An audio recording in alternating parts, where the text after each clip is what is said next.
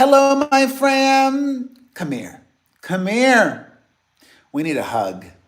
We need a hug. I need a hug. Maybe you don't. Actually, everybody could use a hug. Hugs. Hugs.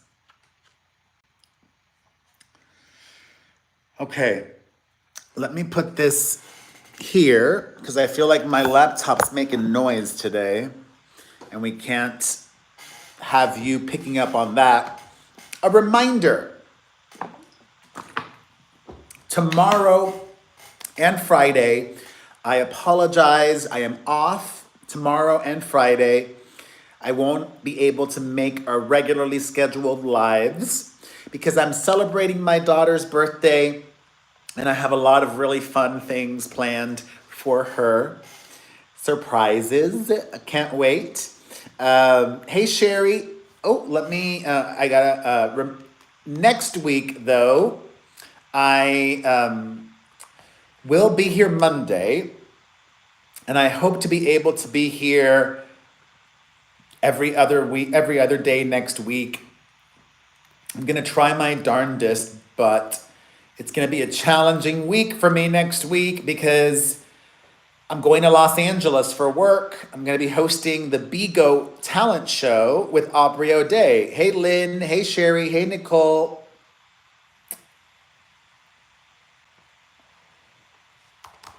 Ben Oops. Affleck's wife is Sorry. finally addressing her split. Sorry, this other, I'm not on my usual laptop either, so it's like triggered my OCD and anxiety. I gotta say, hey Adam, I'm really proud of myself for putting a smile on my face and doing the best that I can. Okay, bleep blah bloop, turn this onto members only mode. If you can, please consider becoming a member. Your support would be so greatly appreciated. I am pretty consistent. I try. Sorry. I'm not great today. Am I the only one, like, I suffer from legit anxiety, like hardcore anxiety, that's often triggered by an event.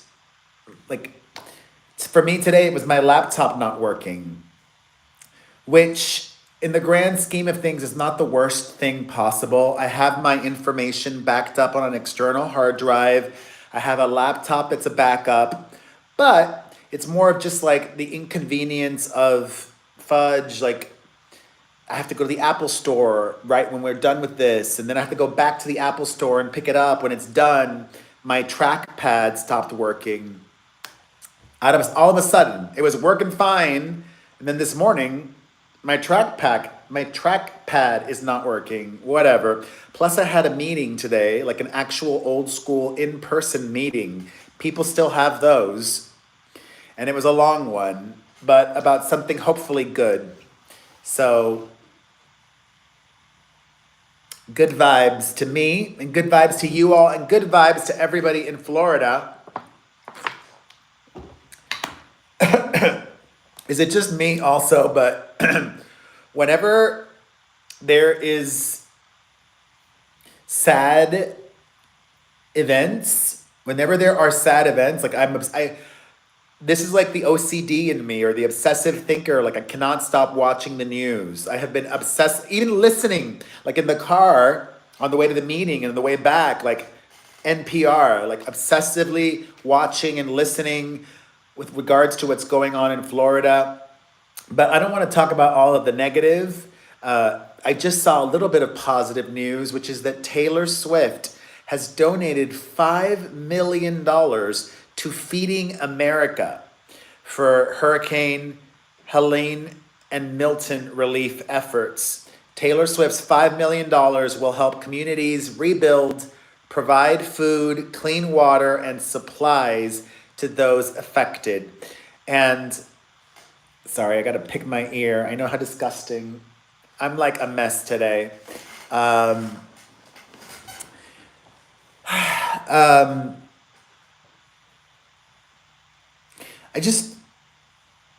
I I worry. I'm really worried for all of those people that just are stubborn and refusing to leave. Hey, Piali. Hey, Sherry. Are you feeling better today, Ryan? I grew up in Miami and my family would never evacuate. Even if they were told to evacuate, they wouldn't. And have you guys seen all of those simulations?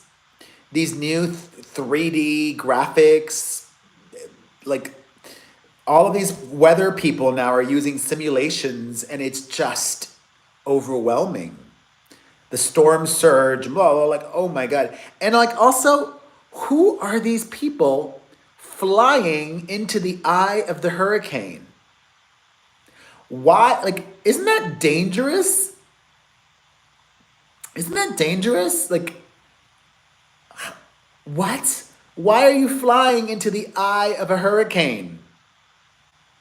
They claim that it's to get information to help forecast, but still, that seems like potentially fatal. Like, what if the airplane can't handle? Like, the anxiety. But yeah, things are about to get real in Florida. It's already begun. Yeah, and luckily for me, all of my family is down in Miami, and that's not going to be hit hard like Tampa. All right.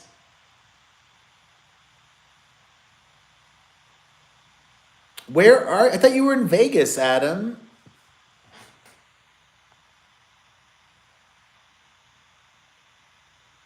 Oh goodness, Piali, that's crazy. Oh my goodness.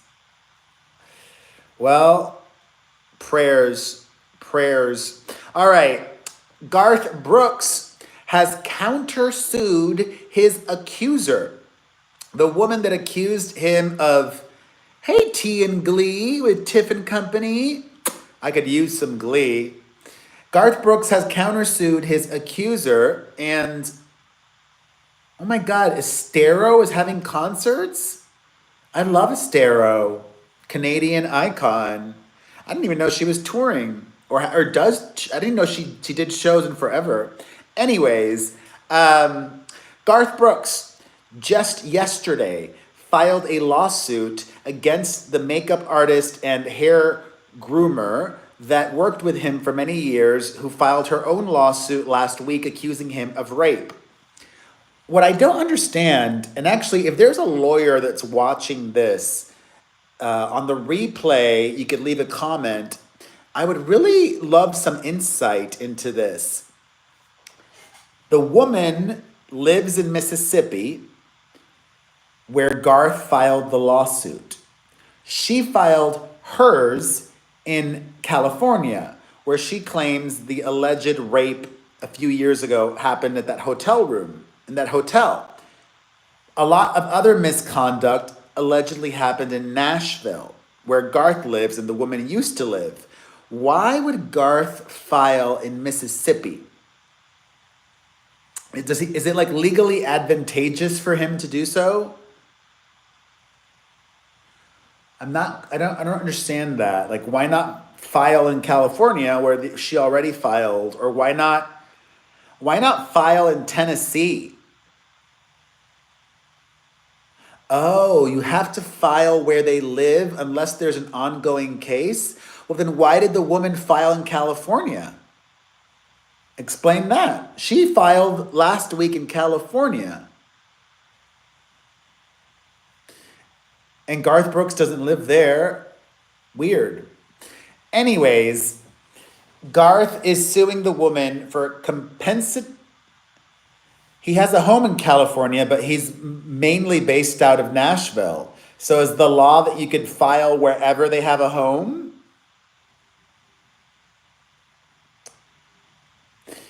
Garth is suing for compensatory damages caused by I don't believe he has dual residency. I believe the majority of his time is in Nashville.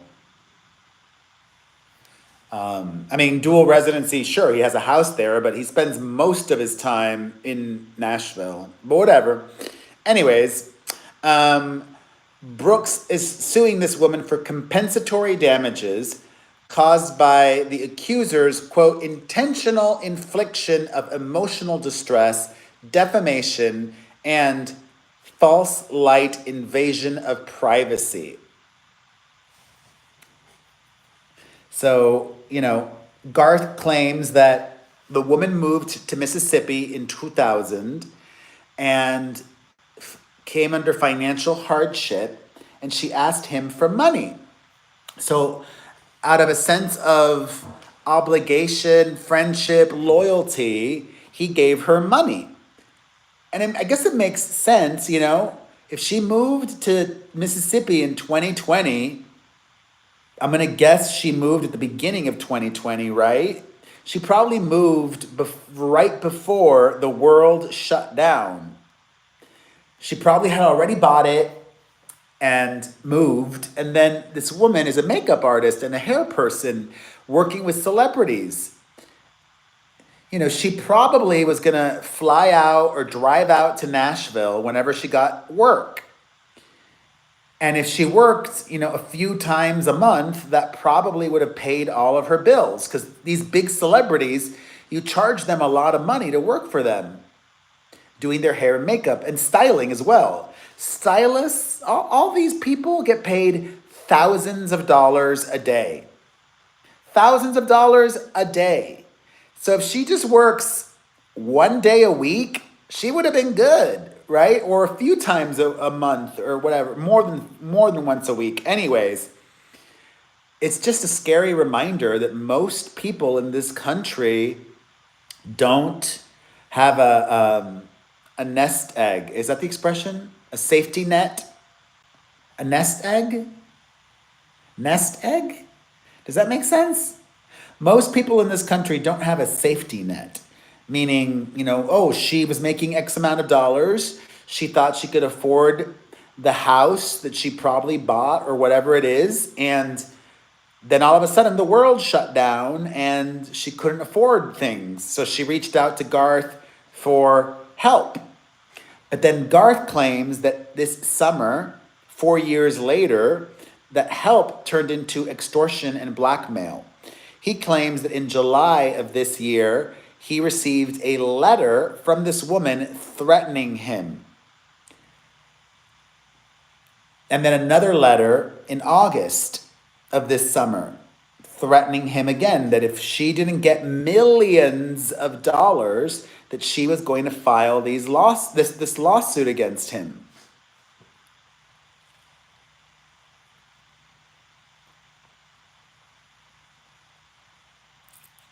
Sucks. I don't know what to say, I don't know what proof Garth Brooks has, but hopefully the truth comes out in a trial. That would be a good thing, Ryan. I still think, even though it's gotten litigious, this is how it's going to work. Perez predicts, this is how it'll work. Garth will settle. He will pay her something, even though it's gotten to this point. Because look at Dr. Luke and Kesha. That dragged on for years and years and years. And then right before the trial was supposed to start, they settled. After so much money spent. God, remember, Taylor Swift even gave Kesha money to pay her legal bills. Wah, wah. All right. It'll be...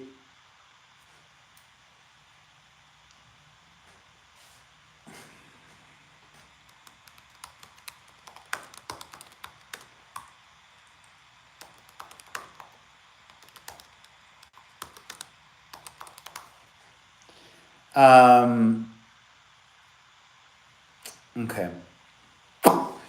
Jennifer Lopez is on the cover of the new issue of Interview magazine, And she's not one to just stay at home and do nothing.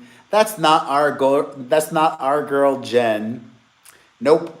She's chatting with Nikki Glazer, promoting all things J Lo, from the movie that her husband Ben Affleck produced to all of her business ventures and just the brand of J Lo Inc. And she had a lot to say. We don't need to get into it all, but the most interesting thing to me, well, we'll talk about some of it. The most interesting thing to me was when she talked about specifically the time period of this summer after she and Ben Affleck publicly called it quits. And she was alone and she's not been dating anybody, right? She's been alone. And of being alone, of life this summer after breaking up with Ben Affleck, Jennifer Lopez says, it was effing hard. It feels lonely, unfamiliar, scary. It feels sad. It feels desperate. But when you sit in those feelings and go, these things are not going to kill me, it's like, actually, I am capable of joy and happiness all by myself. Being in a relationship doesn't define me. You hear that? You hear that? Being in a relationship doesn't define me. And you know what? She's so blessed. She is so lucky. She's got two beautiful, healthy children. She's got a team of people that help take care of everything for her. Okay? She doesn't have to pay her bills. She has people that pay her bills for her. She doesn't need to worry about money. She's got a large family, two sisters. Her mother's still alive. Her father's still alive. She's so effing blessed. She's so blessed. She can afford therapy. Therapy is a wonderful thing. Everybody should do it if you can. Not everybody can. And it's obvious that she's been doing a lot of the internal work. She says about that, quote, the work is figuring yourself out. It's looking back at the feelings underneath and the belief systems that we have about ourselves that make us make certain choices and create certain patterns in our life. And so when you get up to a point where you think that you've learned the lessons and then it blows up in your face again, you realize, okay, I haven't. So what is it that I need to look at right now? I would say never stop looking inward because it's so easy to blame everybody else.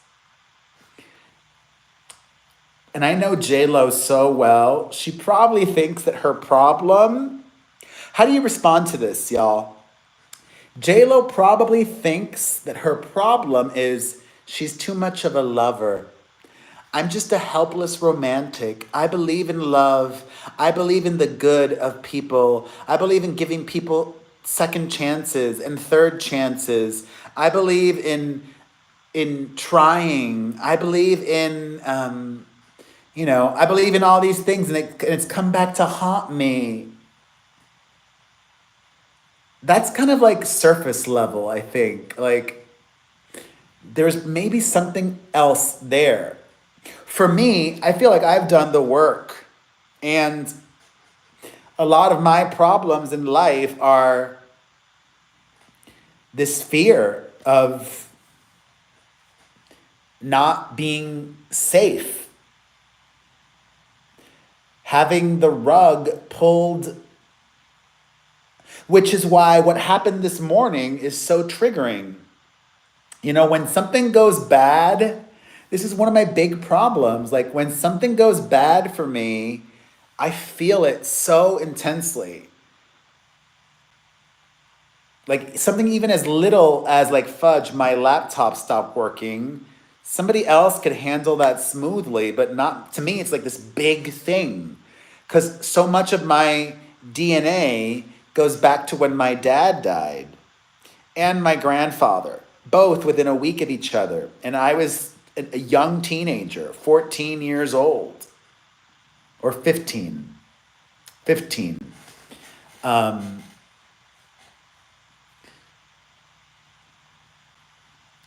Yeah, I don't imagine constantly feeling unsafe. That's kind of how I am, which is why I work so hard. Like, that's why I'm such a control freak. I am such a control freak because it helps. I feel safe when it's like, okay, I can control this, I can control that. But so much of life you cannot control. And that's why I often have frustrations. And it's hard for me because I try to control everything and I cannot. I basically like run myself ragged trying to do it all and control things, but I'm just doing my best.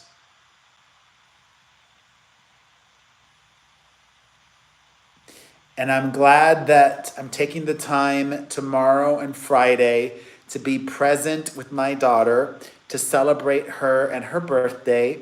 And I thank you all for understanding.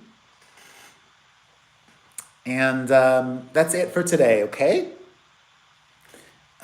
Maybe I just want to talk a little bit about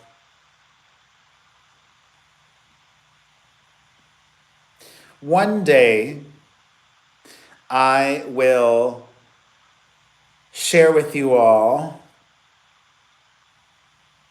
everything, but some things are better not said publicly.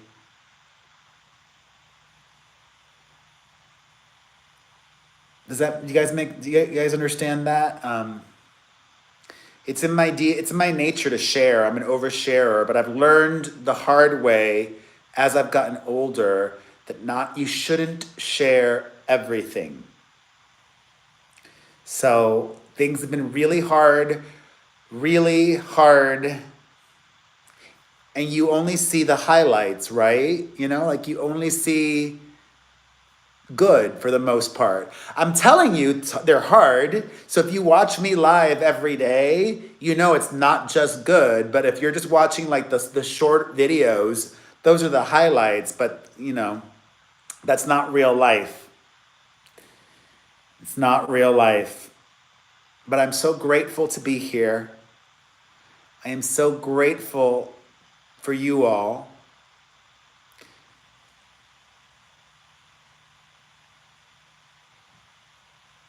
I'm so grateful for you. Thank you. Thank you. Thank you. I will see you Monday.